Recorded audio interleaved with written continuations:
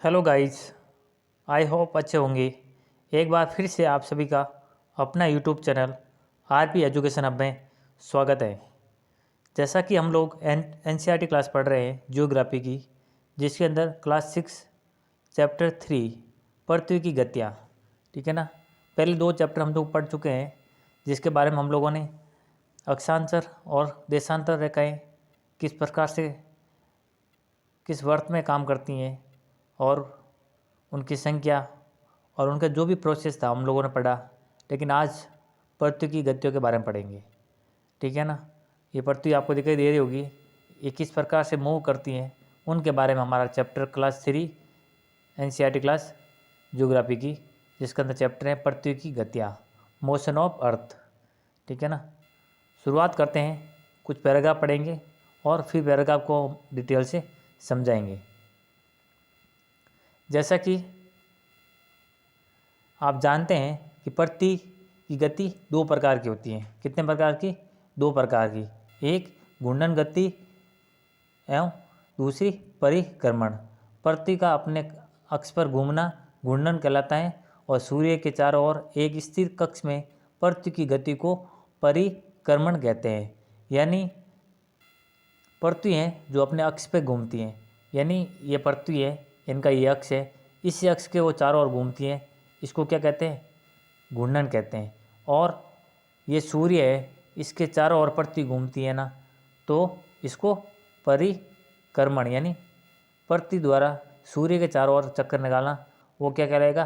परिक्रमण। और पृथ्वी द्वारा अपने अक्ष पर घूमना, यानी पृथ्वी का ये जो अक्ष है, जिसको मैं डायग्राम के माध्यम से बता रहा हूँ, उसके माध्यम से घूमना क्या कहेगा? घूर्णन। यानी ये व्यक्ति द्वारा अपने सीधे स्थान पर, जब ये व्यक्ति हैं अपने सीधे स्थान है उसके चारों ओर वो चारों दिशा में घूमता है, तो वो क्या हो जाएगा? घूर्णन, ठीक है ना। और ये मंदिर है, इसके चारों ओर फेरी लगाने का काम करता है ना, तो वो क्या हो जाएगा? परिक्रमण। उससे अकॉर्डिंग आप लोग समझ सकते हैं। पृथ्वी का अक्ष एक काल्पनिक है, ठीक है ना। पृथ्वी का अक्ष क्या है? ये काल्पनिक रेखा है जो इसके अक्षीय सतह से 67.5 डिग्री का कोण बनाती है। यह समतल जो कक्ष के द्वारा बनाया जाता है उसे कक्षीय समतल कहते हैं। पृथ्वी सूर्य से प्रकाश प्राप्त करती हैं और पृथ्वी का आकार गोले के समान है, ठीक है ना। पृथ्वी का आकार किसके समान है? गोले के समान है। इसलिए एक समय में सिर्फ इनके आधे भाग पर ही सूर्य की रोशनी प्राप्त होती रहती है। सूर्य की ओर वाले भाग में दिन होता है, जबकि दूसरा भाग जो सूर्य से दूर होता है वहाँ पर रात होती है। ग्लोब पर वर्त जो कि दिन और रात को विभाजित करता है उसे प्रदीप्ति वर्त कहते हैं। यह वर्त अपने अक्ष के साथ नहीं मिलता है, जैसा कि आप चित्र 3.2 में देख सकते हैं। पृथ्वी अपने अक्ष पर एक चक्कर पूरा करने में 24 घंटे का समय लेती हैं और घूर्णन के समय काल को प्रति दिन कहा जाता है। किसको कहा जाता है?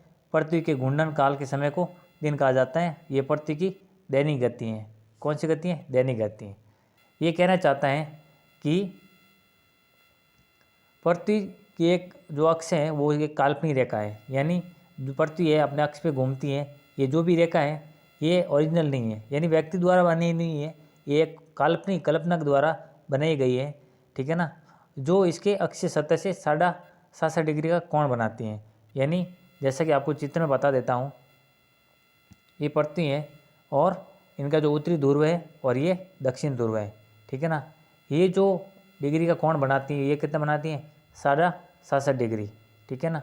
और ये विषुवत रेखा, जिसको भूमध्य रेखा भी कहते हैं और विषुवत वर्त भी कहते हैं, और ये 67.5 डिग्री 23.5 डिग्री दक्षिणी मकर रेखा, और ये 23.5 उत्तरी अक्षांश, जिसको कहते हैं कर्क रेखा, ठीक है ना।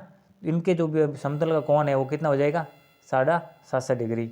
और पृथ्वी के अक्षीय समतल के लंब, यानी जो अक्ष है इनका जो समतल है वो लंब इसके बराबर होता है। तो ये यही कहना चाहते हैं। और इसके अंदर ये भी कहा गया है कि पृथ्वी सूर्य से प्रकाश प्राप्त करती है, यानी पृथ्वी पर जो भी प्रकाश होता है वो क्या है? सूर्य से प्राप्त करती हैं। और पृथ्वी पर जो भी गैस है, पदार्थ है, वो सब क्या है? सूर्य का स्रोत माना जाता है।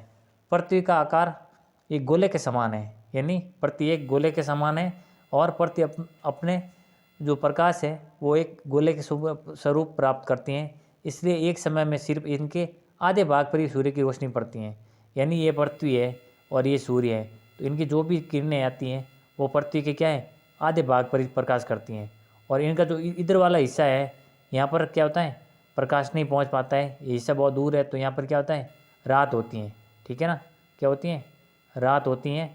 जैसा कि मैं आपको चित्र में बता रहा हूँ, यहाँ दिन होता है, ठीक है ना, और यहाँ रात होती हैं, क्योंकि ये सूर्य है, इनकी जो किरणें होती हैं वो पृथ्वी के एक हिस्से पर एक पड़ती हैं। ठीक है ना, एक हिस्सा है ना जो 180 डिग्री होता है, यहाँ पर सूर्य की किरणें पड़ती हैं और इधर नहीं पड़ती हैं, इसलिए यहाँ पर रात होती हैं।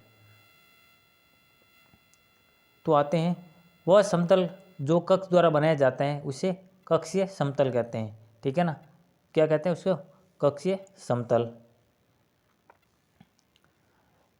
नेक्स्ट पढ़ते हैं, सूर्य की ओर वाले भाग दिन होता है जबकि दूसरे भाग में सूर्य दूर होता है, जैसा कि हमने डिस्कस कर लिया है। ठीक है ना, नेक्स्ट पढ़ते हैं, ग्लोब पर वह वर्त जो दिन और रात को विभाजित करता है पर दीप्ति वर्त कहलाता है। यानी ये पृथ्वी है, इसके बीच का जो वर्त है, ठीक है ना, ये सूर्य है, यहाँ से जो भी चिन्ह आती हैं किरणें, ठीक है ना, तो ये क्या होता है, परदीप्ति वर्त कहलाएगा, क्योंकि ये दिन और रात को डिसाइड करता है। क्योंकि इधर से जो किरणें आती हैं वो प्रकाशमान करती हैं और वही सूर्य के नज़दीक ग्लो पड़ता है, तो यहाँ पर क्या होता है, दिन होता है और यहाँ पर रात होती है। तो ये दोनों के बीच को, दिन और रात के बीच की जो रेखा है, ठीक है ना, इसको क्या कहते हैं, परदीप्ति वर्त कहते हैं। ठीक है ना, जो दिन रात को विभाजित करती हैं, या ग्लो पर ऐसी रेखा या ग्लो पर ऐसा वर्त जो दिन और रात को विभाजित करता है उसे क्या कहा जाता है, परदीप्ति वर्त कहते हैं। ठीक है ना, परदीप्ति वर्त किसे कहते हैं, तो ग्लो पर ऐसा वर्त जो दिन रात को विभाजित करता है उसे परदीप्ति वर्त कहते हैं। ठीक है ना, यह वर्त अक्ष के साथ नहीं मिलता है। ठीक है ना, ये वर्त क्या है, अक्ष काल नहीं मिलता है, जैसे कि आपको चित्र में बताया होगा। ठीक है ना, ये अक्ष है, ठीक है ना, इसके अंदर ये वर्त है ना, वो ये इनके साथ नहीं मिलता है। ठीक है ना, ये खींचा हुआ वर्त है। ठीक है ना, जैसा कि आपको बता रहा हूँ डायग्राम से, ये पृथ्वी है, ये विषुवत रेखा है। ठीक है ना, ये परदीप्ति वर्त है, यानी यह जो सूर्य है, यहाँ से जो भी किरणें आती हैं ये इधर साइड, ये जो है ना दिखाई दे रहा होगा आपको, इधर प्रदीप्त कर देता है और इधर प्रदीप्त नहीं कर पाता है, क्योंकि ये सूर्य से बहुत दूर का इलाका है। ठीक है ना, तो ये उत्तर से दक्षिणी और वर्त खींचा गया है, ये डिसाइड करता है दिन और रात को। ठीक है ना, तो एक और प्रदीप्त वर्त है और एक रात्रि होती हैं।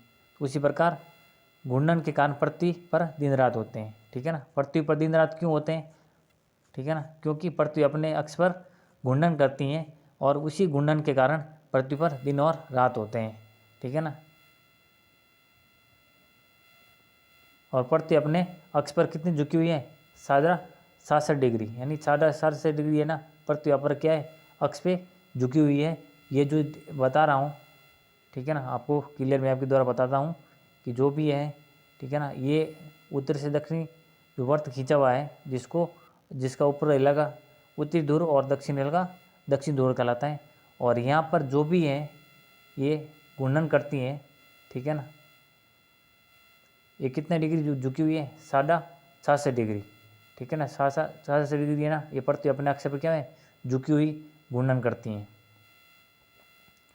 आते हैं नेक्स्ट, क्या आप जानते हैं, बॉक्स में हम लोग थोड़ा जानकारी ले लेते हैं कि आप जानते हैं कि प्राचीन भारतीय खगोल शास्त्री आर्यभट्ट ने बताया कि पृथ्वी गोल है और वो अपने अक्ष पर घूर्णन करती हैं। ठीक है ना, तो बहुत इंपॉर्टेंट क्वेश्चन है, बार बार पूछ लिया जाता है, क्योंकि जो बॉक्स से रिलेटेड क्वेश्चन है वो बहुत ज़्यादा सिविल सर्विसेज एग्जाम के अंदर पूछे जाते हैं। ठीक है ना, तो किसने बताया कि पृथ्वी क्या है, गोल है, तो वो किसने बताया, आर्यभट्ट, जो कि ये क्या है, खगोल शास्त्री।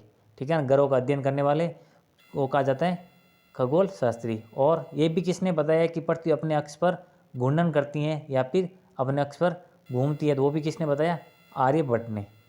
ठीक है ना, अब आते हैं, अगर पृथ्वी घूर्णन नहीं करे तो क्या होगा। ठीक है ना, अगर पृथ्वी घूर्णन नहीं करे तो क्या होगा, सूर्य के तरफ वाले पृथ्वी के भाग में हमेशा दिन होगा, जिसके कारण उस भाग में गर्मी लगातार बढ़ती रहेगी। यानी जब पृथ्वी घूर्णन नहीं करेगी तो जो सूर्य का भाग है वो एक और ज़्यादा गर्मी पड़ती रहेगी, किरणें पड़ती रहेगी, और दूसरी ओर क्या होगा, बिल्कुल सूर्य की किरणें नहीं पड़ेगी तो एक और क्या होगा, ज़्यादा गर्मी पड़ेगी। ठीक है ना। और दूसरे भाग में हमेशा क्या है, अंधेरा रहेगा, क्योंकि यहाँ पर सूर्य की किरणें पहुँचेगी नहीं। यदि पृथ्वी अपने अक्ष पर घूर्णन करती है तो दूसरा वाला जो भाग है वो इधर आ जाता है, तो वो भी प्रकाशित होता रहता है। तो इस प्रकार अपना जो दिन रात का शेड्यूल चलता रहता है। लेकिन एक कल्पना की गई, यदि सूर्य अपने चारों ओर, यदि पृथ्वी अपने चारों ओर घूर्णन नहीं करती हैं तो सूर्य का जो प्रकाश है वो एक अक्षांश से ज़्यादा पड़ेगा, और एक और ज़्यादा पड़ने से गर्मी ज़्यादा लगातार बढ़ती रहेगी, और दूसरी ओर क्या होगा, अंधेरा रहेगा। ठीक है ना। और पूरा ठंडा पड़ेगी, क्योंकि दूसरी ओर जब अंधेरा भी रहेगा और सूर्य की किरणें नहीं पड़ेगी, इसका मतलब क्या है, ठंडा इलाका रहेगा। ठीक है ना। और ऐसी स्थिति में क्या होगा, जीवन संभव नहीं हो पाएगा, क्योंकि जीवन संभव के लिए दिन और रात दोनों होना आवश्यक है, ताकि मानव एक्टिविटी चलती रहे। आते हैं पृथ्वी की दूसरी गति को, जो सूर्य चारों ओर अक्ष में होती हैं, उसे परिक्रमण कहते हैं। यानी पृथ्वी है, जो सूर्य है, यानी ये सूर्य इसके चारों ओर जो चक्कर निकालती है ना, वो क्या कहलाती हैं, परिक्रमण। परिक्रमण मतलब परिक्रमा, जिसको मंदिर के अंदर चारों ओर परिक्रमा करते हैं। परिक्रमण मतलब मतलब दूसरों के चारों ओर कोई चीज़ घूमती है वो क्या हो जाएगी, परिक्रमण। और वो चीज़ जो अपने ही सारे घूमती हैं तो वो क्या हो जाएगी, घूर्णन। ठीक है ना। तो अक्ष का पृथ्वी है जो अपने अक्ष पर क्या करती हैं, घूर्णन भी करती हैं, और सूर्य के चारों ओर परिक्रमण करती हैं। पृथ्वी एक वर्ष में 365 दिन 1/4 दिन में सूर्य का चक्कर निकालती हैं। यानी 165 दिन, ठीक है, 365 दिन है जो 1/4, यानी प्रत्येक 4 साल बाद के अंदर इसके अंदर जो टाइम में है वो कितना हो जाता है, 366 दिन हो जाता है। यानी एक साल के 1/4। आपको डिटेल से बता देता हूँ कि एक साल के अंदर 1/4, इसका मतलब क्या होता है,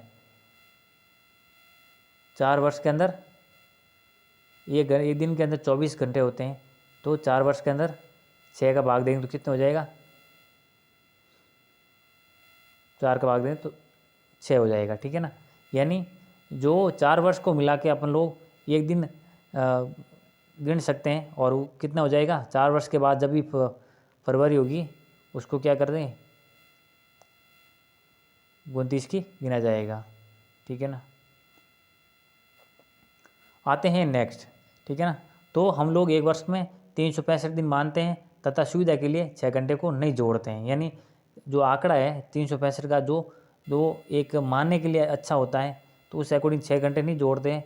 बाकी यदि एक दिन के अंदर 24 घंटे घूमती हैं तो 1/4 करेंगे, इसके भाग देंगे तो कितना हो जाएगा, 6 दिन आ जाएगा। यानी एक वर्ष में 6 दिन, यानी 4 वर्ष के बाद 24 दिन हो जाएंगे, और 24 दिन को एक दिन गिन सकते हैं, तो उससे अकॉर्डिंग क्या हो जाएगा, 4 वर्ष के बाद के अंदर उसको 366 दिन मानते हैं। अब आते हैं, ठीक है ना, बहुत इंपॉर्टेंट है, उत्तरी गोलार्ध में शीत ऋतु। यानी ये पृथ्वी है, ठीक है ना, इसका जो ये सूर्य का प्रकाश है, ठीक है ना, यहाँ पर सूर्य का प्रकाश पड़ रहा है, और दूसरी ओर क्या है, अंधेरा है, जहाँ पर सूर्य की किरणें नहीं पहुँच पाती हैं। ठीक है ना। यहाँ पर शीत ऋतु पड़ती हैं, और यहाँ पर क्या होता है, गर्मी पड़ती है, क्योंकि सूर्य की किरणें क्या है, सीधी पड़ती हैं। इसको क्या कहा जाता है, 22 दिसंबर के अंदर दक्षिणी अयंतनांक कहा जाता है। ठीक है ना। जब पृथ्वी पर 22 दिसंबर को दक्षिण के अंदर जो गर्मी पड़ती है उसको क्या कहा जाता है, दक्षिणी अयंतनांक। और उत्तरी गोलार्ध में ग्रीष्म ऋतु पड़ती हैं। उत्तरी गोलार्ध में जो 21 जून है वो क्या कहा जाएगा, उत्तरी अयंतनांक। ठीक है ना, क्या हो जाएगा, उत्तरी अयंतनांक। तो 21 जून को उत्तरी अयंतनांक कहा जाता है, और 22 दिसंबर को दक्षिणी अयंतनांक। और ध्रुवों, यानी ये ध्रुवों का इलाका है, ये भी ध्रुव का, यहाँ पर क्या होता है, दिन और रात बराबर होते हैं। जो परिक्रमा, जो अपन की गति है दिन रात की, वो चलती रहती है, क्योंकि यहाँ पर सूर्य की किरणें क्या होती हैं, बराबर पड़ती हैं। ठीक है ना। तो वो उसके अकॉर्डिंग क्या होता है, 21 मार्च को वहाँ पर सर्द पड़ती हैं, और 23 दिसंबर को बसंत ऋतु आती हैं। ठीक है ना। तो बसंत ऋतु कब आती हैं, 23 सितंबर को, और 21 मार्च को क्या आती हैं, वसंत ऋतु। उत्तरी गोलार्ध के अंदर, ठीक है ना, और दक्षिण गोलार्ध के अंदर 23 सितंबर को वसंत ऋतु आती है। अब आते हैं 4 वर्षों में प्रत्येक वर्ष के बचे हुए 6 घंटे मिलाकर एक दिन यानी 24 घंटे के बराबर हो जाते हैं। यानी आपने पहले भी पढ़ा होता, ठीक है ना, 4 वर्ष के अंदर यानी 165/4 ये घूमती हैं, तो एक दिन के अंदर 24 घूमती है, तो 1/4 का भाग देंगे इसके अंदर, तो कितना हो जाएगा 6। एक साल के 6, तो 4 साल के कितने हो जाएंगे 24। यदि 24 दिन हो गए, इसका मतलब क्या होता है, ठीक है ना, 24 दिन 24 घंटे से एक दिन बनता ना, तो उस अकॉर्डिंग एक दिन को शामिल कर देंगे, तो कितना हो जाएगा 365 की जगह 4 साल के बाद 366 डिग्री, ठीक है ना। और ऐसी परिस्थिति में 366 डिग्री होता है ना, तो 4 साल के बाद जो भी फरवरी आएगी ना, वो क्या हो जाएगी, फरवरी का जो माह है वो क्या होगा 28 की जगह 29 हो जाएगा। पहले 4 माह तक 28 की रहेगी फरवरी, और उसके बाद जब 1/6 का भाग 4 का भाग है ना इंटू 4 से करेंगे 6 से, तो वो क्या हो जाएगा, एक दिन जुड़ जाएगा और कितनी हो जाएगी 29 की हो जाएगी फरवरी, ठीक है ना। जिसको लीप वर्ष कब होगा, यानी किसी भी संख्या के अंदर 4 का भाग पूरा जाता है, वो क्या होता है लीप वर्ष कहता है, ठीक है ना। क्या होता है 2020 को मानते हैं, ठीक है ना, 2020 उसके अंदर 4 का भाग देंगे तो पूरा पूरा जा रहा है, इसका मतलब क्या है लीप वर्ष। अब पढ़ते हैं आगे। ध्यान दीजिए कि पृथ्वी पूरे कक्ष में एक ही दिशा में झुकी हुई होती है, ठीक है ना, मतलब जो भी पृथ्वी है जो अपनी दिशा में है, जो 67 डिग्री झुकी हुई है, वो क्या होती हैं एक ही दिशा में झुकी हुई है, वो इधर ही झुकी हुई है और इधर ही वो क्या होती है भ्रमण करती रहती हैं, ठीक है ना। तो उसके अकॉर्डिंग ये बता रहे हैं। और पृथ्वी दीर्घ वृत्ताकार अपथ पर सूर्य के चारों ओर चक्कर भी निकालती है, ठीक है ना। जब पृथ्वी है ना, ये सूर्य है, इसके चारों ओर चक्कर निकालती है, उसकी प्रक्रिया को क्या कहते हैं परिभ्रमण, ठीक है ना, तो क्या बोलते हैं परिभ्रमण। सामान्य एक वर्ष को गर्मी, सर्दी, वसंत और शरद ऋतुओं में बांटा जाता है, ठीक है ना। एक वर्ष होता है, उसके अंदर भी उसमें विभिन्न प्रकार की ऋतुएं आती हैं, जिसके अंदर गर्मी ऋतु आती हैं, सर्दी की आती हैं, बसंत की आती हैं और शरद ऋतु में आती हैं।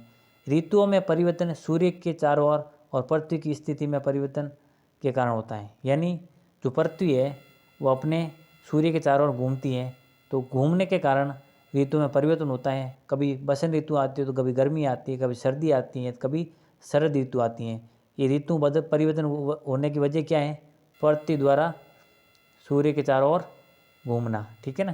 सूर्य के चारों ओर पृथ्वी की जो स्थिति है घूमने की, उसकी प्रक्रिया के कारण, उसके परिवर्तन के कारण ऋतुएं आती रहती हैं और जाती रहती हैं। जैसा कि हम जानते हैं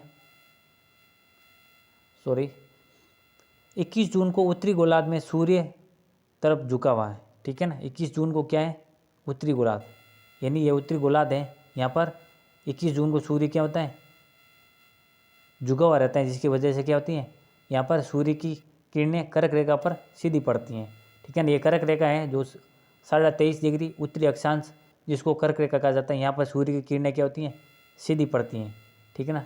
सूर्य की किरणें क्या होती हैं सीधी पड़ती हैं, और इसके परिणामस्वरूप इन क्षेत्रों में ऊष्मा अधिक होती हैं। जैसा कि अपने पहले पढ़ा भी था कि सूर्य की जो किरणें हैं वो कर्क रेखा और मकर रेखा के बीच में जो उष्ण कटिबंधीय प्रदेश है यहाँ पर ज़्यादा पड़ती हैं, तो निश्चित तौर पे क्या होती है वहाँ पर ऊष्मा भी क्या होती अधिक होगी, और ध्रुवों के पास वाले क्षेत्र में कम ऊष्मा होगी, ठीक है ना। ध्रुव क्षेत्र होते हैं, ये पृथ्वी है, यहाँ पर ध्रुव क्षेत्र है, ठीक है ना। यहाँ पर क्या होता है कि दोनों ओर सूर्य की किरणें है ना वो नहीं पहुँच पाती हैं, सूर्य की किरणें ओनली यहाँ पर कर्क रेखा और मकर रेखा के बीच के तंगरी पहुँच पाती हैं, तो ध्रुव प्रदेश वैसे के वैसे रह जाते हैं, और यहाँ पर क्या होती हैं यहाँ पर सर्दी ज़्यादा पड़ती है और उष्मा का अभाव पाया जाता है, ठीक है ना। उत्तरी ध्रुव सूर्य की तरफ झुका हुआ है, और उत्तरी ध्रुव की रेखा के बाद वाले भाग पर लगभग 6 महीने तक लगातार दिन रहता है, ठीक है ना। उत्तरी ध्रुव है यहाँ पर क्या होता है 6 महीने लगातार क्या होता है दिन रहता है, क्योंकि यहाँ पर सूर्य की किरणें पहुँच नहीं पाती हैं, और शरद ऋतु सर्दी का माहौल भी क्या होता है ज़्यादा रहता है। नेक्स्ट आते हैं, उत्तरी गोलार्ध के बहुत बड़े भाग में सूर्य की रोशनी प्राप्त होती है, इसलिए विषुवत के उत्तरी भाग में गर्मी का मौसम होता है और 21 जून को इन क्षेत्रों में सबसे लंबा दिन और सबसे छोटी रात होती हैं। पृथ्वी की इस अवस्था को उत्तरी अयंतनांग कहते हैं। यानी उत्तरी गोलार्ध के अंदर बहुत बड़े भाग में क्या होती है, रोशनी प्राप्त होती हैं, क्योंकि उत्तरी गोलार्ध के अंदर ये विषुवत रेखाएं यहाँ पर क्या होती हैं, कर्क रेखा 23.5 डिग्री, यहाँ पर सूर्य की किरणें क्या होती हैं, ज़्यादा पड़ती हैं और इसलिए विषुवत के उत्तरी भाग में गर्मी का मौसम भी पाया जाता है। और यहाँ पर गर्मी के मौसम को क्या कहते हैं, 21 जून को गर्मी पड़ती है उत्तरी गोलार्ध के अंदर, ठीक है ना। और दिन भी क्या होता है, लंबा होता है। गर्मी पड़ती है तो गर्मी के अंदर दिन भी क्या होता है, लंबा होता है और रात क्या होती हैं, छोटी होती हैं, ठीक है ना। उत्तरी गोलार्ध के अंदर 21 जून को दिन लंबा और रात छोटी होती है। ऐसी अवस्था को क्या कहा जाता है, उत्तर अयंतनांग, ठीक है ना। और 22 दिसंबर को दक्षिणी ध्रुव के सूर्य की ओर झुकने होने के कारण मकर रेखा पर सूर्य की किरणें सीधे पड़ती हैं। यानी ये विषुवत रेखा और ये 23.5 की मकर रेखा है। यहाँ पर दक्षिण के अंदर जो सूर्य का झुकाव है, इसकी वजह से यहाँ पर क्या होती हैं, सूर्य की किरणें मकर रेखा पर लंबवत पड़ती हैं। इसलिए दक्षिण गोलार्ध में बहुत बड़े भाग पर प्रकाश भी होता है। इसलिए दक्षिण गोलार्ध में लंबे दिन और छोटी रातों की ग्रीष्म ऋतु होती हैं, ठीक है ना। यानी जब यहाँ दक्षिण गोलार्ध के अंदर भी क्या होता है, सूर्य जब झुका हुआ होता है तो गर्मी भी तेज़ पड़ती हैं और गर्मी के दिन भी क्या होते हैं, बड़े होते हैं और रात भी छोटी होती हैं, ठीक है ना। और ऐसी स्थिति को क्या कहा जाता है, दक्षिणी अयंतनांग।